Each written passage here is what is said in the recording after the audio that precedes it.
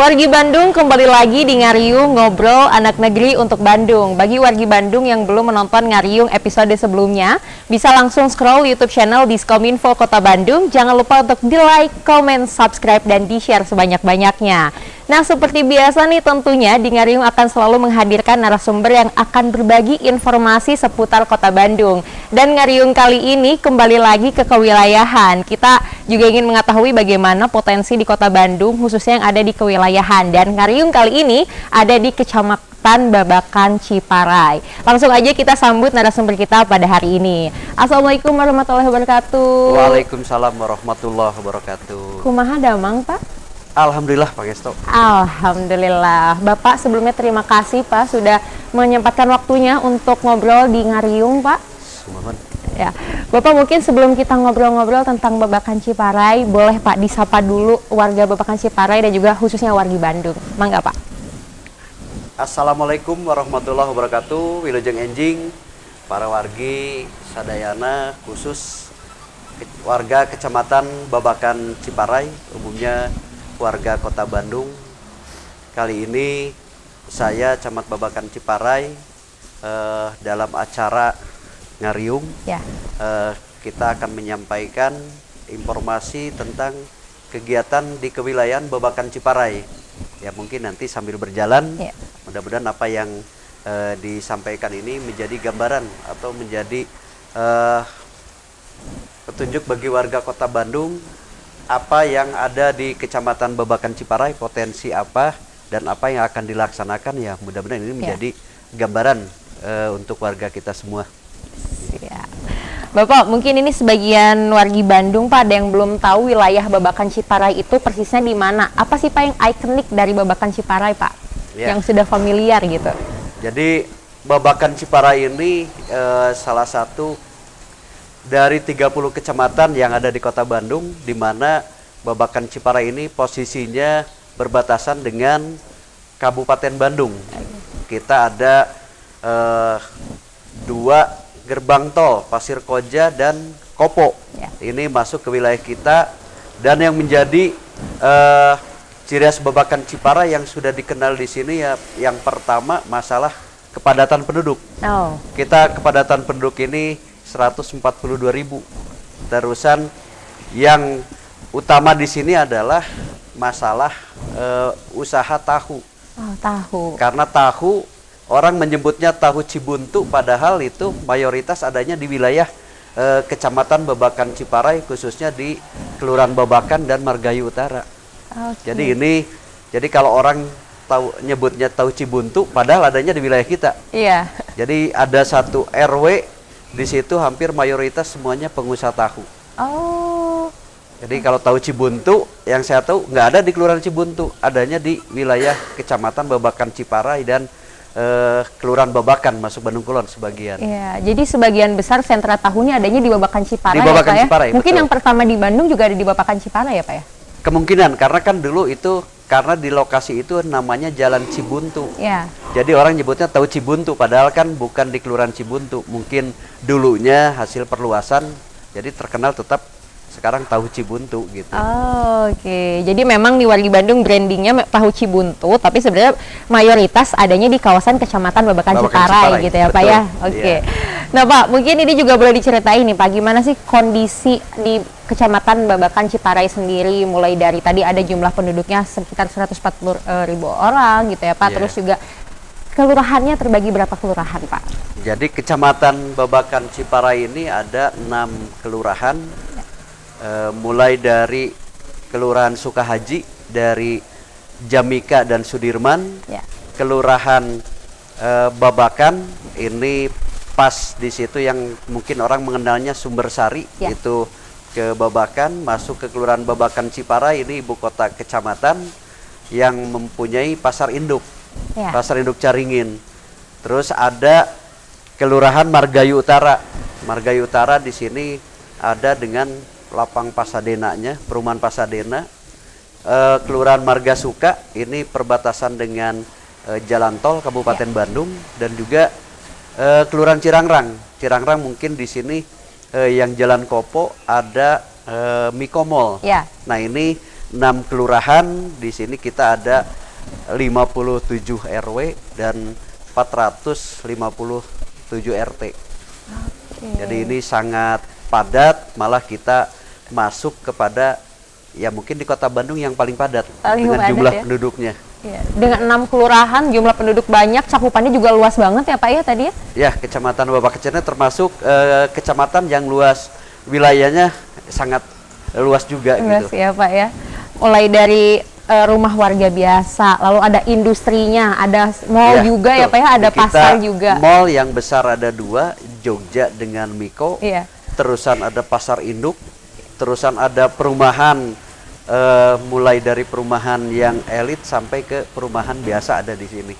Kita ada Sumbersari, mungkin itu perumahan yang sudah lama, yang dikenal oleh masyarakat gitu. Nah Pak, dengan cakupan yang luas, lalu juga dengan jumlah penduduk yang banyak gitu Pak, untuk pelaksanaan dari atau implementasi dari program prioritas wali kota sendiri di Babakan Ciparai itu seperti apa Pak?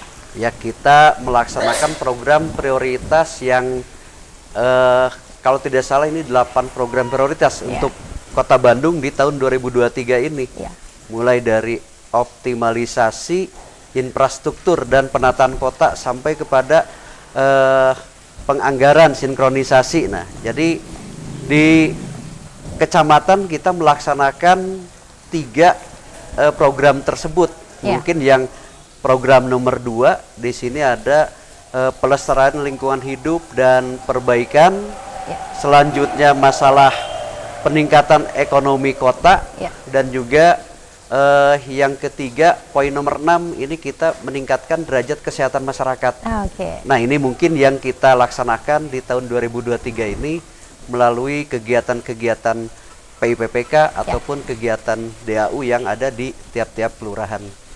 Jadi kita siap untuk melaksanakan program prioritas sebagaimana porsi yang ada di kewilayahan mungkin itu. Nah Pak, tadi sesuai dengan yang Bapak jelaskan ya, salah satu kecamatan yang padat itu salah satunya Babakan Ciparai gitu Pak. Nah tentunya kan kepadatan ini juga tetap harus diantisipasi untuk memberikan lahan terbuka hijau juga untuk masyarakat ya Pak ya, salah satunya melalui program Buruan Sae mungkin. Nah kalau di Babakan Ciparai sendiri Pak, pelaksanaannya gimana Pak? Nah ya betul, untuk Buruan Sae kita hampir semua kelurahan sudah melaksanakan. Karena ini juga kita program, malah di kecamatan Babakan Ciparai ini ada Buruan Sae di RW 9 Kelurahan Margasuka ini pernah juara ke-1 dan juga pernah lomba cerdas cermat tahun kemarin di Cibiru kita meraih juara kedua.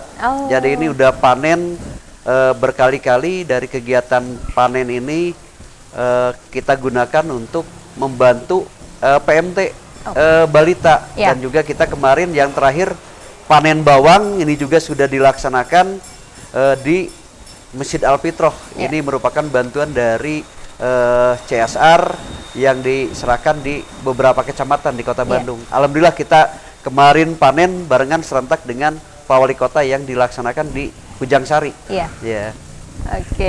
Nah Pak, untuk saat ini kan di Kota Bandung ya Pak ya, ternyata potensi Buruan Sae juga luar biasa ya Pak ya. Nah untuk di Babakan Ciparai sendiri ada nggak sih Pak unggulan dari Buruan Sae itu sendiri? Kalau misalkan kemarin kita main ke Kecamatan Buah Batu Pak, mereka sudah membuat satu produk yang akhirnya jadi UMKM. Nah kalau untuk di Babakan Ciparai seperti apa Pak? Nah ini kita untuk Buruan Sae di kita ada beberapa yang dikembangkan. Jadi kita menciptakan produk makanan dari hasil Buruan Sae tersebut, termasuk yang kemarin kita ada di sini di kampung berkualitas. Di situ juga ada Buruan Sae-nya di RW 03 Sukahaji. Kebetulan kemarin masuk ke 8 besar penilaian kampung berkualitas. Di situ juga ada usaha dari warga masyarakat dari hasil Buruan Sae menciptakan makanan dari campuran dengan kopi dengan hasil dari Buruan Sae tersebut, dan ini sudah mendapatkan tambahan, jadi menjadi uang kas dari penjualan produk tersebut. Jadi mereka dari menciptakan dari sayuran dibikin menjadi kayak puding. Nah ini sudah dilaksanakan. Nah ini juga mungkin menjadi kredit poin di dalam pelaksanaan kampung berkualitas. Karena di situ semua kegiatan, 8 kegiatan ada semua. Jadi termasuk pembinaannya dan juga kampung buruan sayanya tetap di situ ada. Oke, jadi dengan adanya buruan saet tadi selain membantu untuk balita juga ya Pak ya, Betul, membantu makanan PMT, untuk makan ya tambahan. makan Iya. tambahan untuk balita juga mulai mengasah kreativitas dari warga Betul, sendiri jadi ya Pak kita ya. ditingkatkan ekonominya Iya. untuk masyarakat di situ. Ya awalnya ini masih di tingkat sekitar juga lah, Iya. habis melakukan senam mereka produk tersebut dijual ke tetangga. Ya alhamdulillah ini juga lagi kita usahakan untuk ke online. Mudah-mudahan ini mereka bisa lebih meningkatkan pendapatannya untuk lebih bagus lagi di dalam pelaksanaan kampung berkualitasnya. Iya, baik. Nah, mungkin juga dengan adanya kolaborasi juga dengan dinas terkait ya Pak ya, Betul. adanya pelatihan-pelatihan Ada juga nanti pelatihan, mungkin iya. akan menambah inovasi juga ya Pak Betul, ya dari iya. buruan saya sendiri. Nah Pak, untuk perekonomian sendiri ini kan alhamdulillah Kota Bandung juga sudah mulai akselerasi lagi untuk ekonomi ya Pak ya, udah mulai lari lagi. Nah, sekarang kan yang kita ketahui di setiap daerah UMKM ini menjadi salah satu pendukung perekonomian di Kota Bandung. Nah, untuk di Babakan Ciparai sendiri Pak, pergerakan perekonomian melalui UMKM-nya seperti apa Pak? Nah ini untuk pelaksanaan UMKM kita kemarin di sini melaksanakan kerjasama dengan Dinas Tenaga Kerja, ada pelatihan selama 4 bulan. Ini terus-terusan pelaksanaan kita melibatkan pelaku UMKM di kita. Ya alhamdulillah setelah selesai pelatihan kita pembentukan organisasi CWS di mana isinya ini para pengusaha UMKM yang ada di wilayah kita, dan alhamdulillah ini UMKM kita sudah ikut di setiap ada pagelaran, ada basar di tingkat kota, pasti kita hadir, dan juga di mal-mal juga. Malah kemarin waktu Apeksi di Padang ada UMKM kita sampai ikut untuk memasarkan produknya di sana. Jadi ini sudah dilaksanakan betul, dan kita juga kerjasama dengan UMKM untuk pelaksanaan rapat di tingkat kecamatan yang memerlukan misalkan snack, kita kerjasama dengan UMKM, kita pesan dari mereka sehingga mereka juga merasa diperlakukan dengan baik oleh kita gitu. Oke, jadi selain support ada pelatihan, kecamatan juga sudah mulai menggunakan produk-produk dari UMKM ya Pak ya? Iya. Karena produk UMKM yang sekarang ini luar biasa banget, bisa bersaing dengan brand-brand ternama ya Pak ya? Betul. Dan juga di sini kita kan memanfaatkan makanan tradisional yang masih ada. Di kita masih ada burayot, rarawan, ali agrem. Jadi kita ya seperti makanan tradisional tetap kita ada di wilayah kita. Oke, jadi selain ada inovasi makanan juga, tapi tetap melestarikan makanan-makanan tradisional yang ada dari dulu ya Pak ya? Jadi masih ada UMKM yang produksi seperti itu. Oke. Nah Pak, untuk perekonomian sendiri selain dari UMKM Babakan Ciparai kan juga tadi yang sudah dijelaskan di awal punya sentra tahu Cibuntu ya. Memang adanya di Babakan Ciparai gitu. Nah untuk sentra tahu Cibuntu sendiri nih Pak, apakah ada rencana untuk pengembangan supaya lebih meningkatkan ekonomi itu seperti apa Pak? Ya, untuk wilayah pengembangan usaha tahu ini kita sudah merintis dengan kerjasama dengan Dinas Pariwisata. Kita sudah membentuk kampung wisata tahu Cibuntu. Nah ini tetap sudah berjalan, tapi masih kita ada penyempurnaan. Jadi sudah ada lokasinya di RW 05 Kelurahan Babakan, di mana di situ emang lokasinya di belakang kantor kelurahan, di situ sentra produksi tahu, dan kebetulan yang menjadi koordinatornya ini kebetulan Pak RW sendiri. Ya kebetulan Pak RW ini juga keluarganya pengusaha tahu, jadi ini mereka mengetahui sekali perkembangan usaha tahu di wilayah tersebut. Jadi turun temurun sampai sekarang Pak RW itu masih memproduksi tahu. Jadi ini sudah berjalan, malah kita sudah ada pelatihan dulu sampai sudah ada homestay untuk yang mau belajar bagaimana produksi tahu di wilayah Babakan ini. Oke, berarti sampai saat ini masih berjalan atau seperti apa Pak? Berjalan, jadi kita cuman masih ada, kalau ada kekurangan penyempurnaan kita masih koordinasi dengan Dinas Pariwisata, dan pelatihan-pelatihan juga ini tetap kita ikutkan untuk penyempurnaan bagaimana kampung wisata tahu Cibuntu ini di kemudian hari. Oke, nah mungkin ini ada juga Pak yang nonton selain wargi Bandung nih. Kalau misalkan pengen tahu atau pengen belajar tentang proses pembuatan tahu ke Kampung Wisata Tahu Cibuntu itu gimana caranya Pak? Ya, silakan aja datang, nanti bisa langsung ke Kelurahan Babakan, nanti kita bisa pertemukan dengan koordinator dari kampung tempat wisata tahu itu. Kebetulan lokasinya juga di kantor kelurahan, di belakangnya ini. Silakan warga masyarakat yang di luar kota Bandung mau melihat bagaimana proses pembuatan sejarah tahu Cibuntu, bisa datang ke lokasi aja. Pas lokasinya di belakang kantor kelurahan, jadi tidak jauh lah.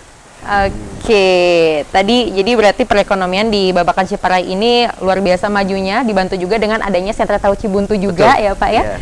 Nah kalau misalkan untuk inovasi sendiri nih Pak di Kecamatan Babakan Ciparai, selain dari perekonomian dan juga tadi buruan saya, ada lagi nggak sih Pak yang perlu diketahui nih sama wargi Bandung Pak? Nah ini yang mungkin selama saya bertugas di kewilayahan, baru kali ini saya ada kolaborasi dengan warga masyarakat tentang kampung toleransi. Oke. Jadi di kita ada kampung toleransi, di mana ini kampung toleransi ini kegiatan yang dilaksanakan oleh masyarakat dari berbagai suku dan berbagai agama. Iya. Di sini kampung toleransi juga kita ada forum pembaruan kebangsaan. Nah ini kita selalu berkoordinasi itu dengan tokoh masyarakat dari lintas agama. Alhamdulillah kita melaksanakan kemarin dengan rekan-rekan berbeda agama, menyediakan tajil untuk Muslim yang berbuka puasa, berbagi sembako, dan juga kemarin kita melaksanakan parade pakaian Nusantara. Jadi pakaian adat mulai dari Aceh sampai ke timur, cuman kita tidak mengeluarkan pakaian irian. Takutnya irian kan agak beda, jadi kita yang mungkin yang agak terbuka itu kita tidak tampilkan, tapi yang lainnya kita tampilkan. Dan ini alhamdulillah antusias dari warga masyarakat di sini tahu. Ya mungkin kita dulu suka lihat gambar Aceh sampai tim-tim, kalau dulu 27, sekarang udah 34, masyarakat antusias. Karena selain itu kita juga ada kolaborasi antara budaya Cina dengan budaya Sunda. Di situ ada kolaborasi antara barongsai dengan leak. Jadi perpaduan budaya itu kita jalan barengan dengan musik yang sama-sama berjalan. Ini malah dari kalangan masyarakat Tionghoa pinginnya, yuk Pak Camat kita teruskan, lanjutkan ini, jangan sampai dihentikan. Jadi ya ini mungkin baru pertama lah kita dilaksanakan, mudah-mudahan ini bisa berjalan lah gitu. Jadi ini kampung toleransi kita di kota Bandung mungkin baru beberapa kecamatan, dan alhamdulillah untuk Babakan Ciparai sudah ada kampung toleransi di RW 12 Kelurahan Babakan. Tepatnya di Dian Permai. Iya. Nah Pak, ini kan mungkin yang dekat-dekat kemarin baru dirayakan Imlek gitu ya Pak ya. Nah untuk di kampung toleransi sendiri, apakah ada perayaan khususnya Pak? Kalau Imlek kemarin kita karena sudah dilaksanakan, jadi hanya untuk pelaksanaan di lingkungan mereka sendiri. Nah, jadi mungkin kita lagi merencanakan dengan kampung toleransi dan juga dengan forum pembaruan kebangsaan ini, kita juga nanti akan melaksanakan kegiatan di tahun 2023 ini. Selain itu kan kita juga melaksanakan untuk EPK ini pendidikan ke sekolah-sekolah. Karena kan ini mungkin rasa nasionalisme kita sudah kurang, jadi kita ke SMP, ke SMA yang ada di wilayah kita kerjasama dengan Kesbangpol. Kita alhamdulillah sudah melaksanakan beberapa kegiatan, dan ini juga menjadi program dari kita, dari EPK dan Kampung Toleransi. Kita buktikan ke masyarakat, kita dari berbagai suku, agama, dan etnis, kita bisa bebarengan. Alhamdulillah ini kegiatan ini mendapat support dari warga masyarakat. Oke, karena itu yang paling penting ya Pak ya, semua program itu tidak akan berjalan kalau tidak ada support juga dari masyarakat. Betul ya Pak ya. Sekali ya. Oke. Nah Pak, ini kan masih awal tahun 2023 gitu ya, masih bisa merencanakan hal-hal baru, inovasi-inovasi baru. Untuk di Babakan Ciparai sendiri, apa yang akan dilakukan Pak sepanjang tahun 2023 Pak? Nah ini sebagaimana tadi saya sampaikan, untuk merealisasikan prioritas pembangunan di 2023 ya kita di sini ada kepada kegiatan tadi pelestarian lingkungan dan perbaikan untuk bidang kesehatan. Kita sama-sama punya cita-cita Bandung ingin menjadi Bandung kota sehat. Jadi kita alhamdulillah di dalam pelaksanaan tahun ini hampir semua RW minimal 2 untuk melaksanakan kegiatan peningkatan kepada Bandung sehat. Kita melaksanakan pembuatan sepeteng komunal dan juga melaksanakan kegiatan lain. Ini tujuannya ini sepeteng komunal untuk meningkatkan jadi Bandung kota sehat dan juga untuk meningkatkan kesehatan warga masyarakat. Karena ya mungkin dengan kepadatan otomatis nanti banyak sanitasi yang kurang bagus. Nah ini kita sedikit demi sedikit bagaimana kita menata lingkungan supaya menjadi lingkungan yang bersih dan menciptakan masyarakat yang sehat. Jadi kita di tahun 2023 ini ya selain kepada masalah penataan lingkungan dan kesehatan juga kita selalu berkoordinasi dengan UMKM lah bagaimana mereka supaya bisa terus berkembang dan kita selalu mencarikan CSR yang mau bekerja sama. Saya juga sekarang lagi mencari siapa tuh ada sponsor yang mau mereka melaksanakan ya minimal bagaimana kita terus berupaya untuk meningkatkan produk yang kita mungkin desainnya bagaimana, terusan cara memasarkannya kan sekarang memasarkan tidak seperti dulu sekarang hanya udah dengan alat yang canggih kita bisa memasarkan produk kita. Jadi ini tetap yang prioritas yang tadi sampaikan 3 dari program prioritas 2023 ini yang kita laksanakan di tahun ini. Oke, jadi dari sekian banyak program memang ada beberapa program yang dikhususkan dan terutama juga kesehatan masyarakat paling penting ya Pak. Betul, ya. Makanya tadi juga menjadi fokus utamanya nih.